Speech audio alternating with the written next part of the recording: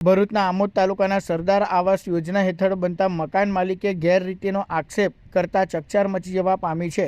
આમોદ તાલુકાના ભીમપુરા ગામે રહેતા રમેશ બુધા રાઠોડને વર્ષ 2022-23 દરમિયાન સરદાર આવાસ યોજના હેઠળ મકાન મંજૂર કરવામાં આવ્યું હતું. ફરિયાદીના જણાવ્યા અનુસાર ગામના સરપંચના કહેવા મુજબ તેમના બેંક ખાતામાંથી 2 તબક્કામાં કુલ રૂપિયા 1,10,000 ઉપાડી કોન્ટ્રાક્ટર રાજુભાઈને મકાન બાંધકામ માટે આપવામાં આવ્યા હતા, પરંતુ કોન્ટ્રાક્ટર દ્વારા મકાનનું કામ અધૂરું રાખી કામ બંધ કરી દેવામાં આવ્યું હોવાનું સામે આવ્યું છે.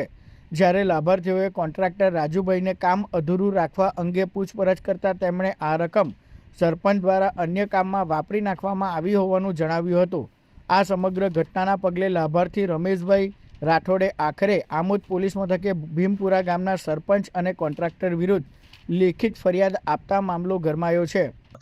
આજે અમારે સરદાર આવાસ મંજૂર થયેલી તેમાં પૈસા મારા ખાતામાં પૈસા આવેલા તો સરપંચે કીધું કે પૈસા તમારા આવી ગયા છે, તો એ પૈસા ઉપાડીને રાજુભાઈ કોન્ટ્રાક્ટરને તમે પૈસા આપી દો. અને એ રાજુભાઈને હું સાહેબ ઓળખતો નથી, અને એ પૈસા ઉપાડીને રાજુભાઈને આવ્યા તો મારું આટલું કામ કર્યું ને બીજા પૈસા ખાઈ ગયા ને કામ બાકી રાખ્યું છે. આવી ભાઈ કોન્ટ્રાક્ટર નાહી ગયેલા છે બળગામ, એમને કઈ ખોટવા. તમે આ અંગે તલાટીને કે સરપંચને કઈ રજૂઆત કરેલી છે ખરી? હા, સરપંચને વાત કરેલી, તલાટીને વાત કરેલી, પણ આ લોકોએ મારું વાત ધ્યાન પર આપી નથી. આજે તમે શું કામ આવ્યા છો? આજે આ ફરિયાદી લઈને આવેલો છે.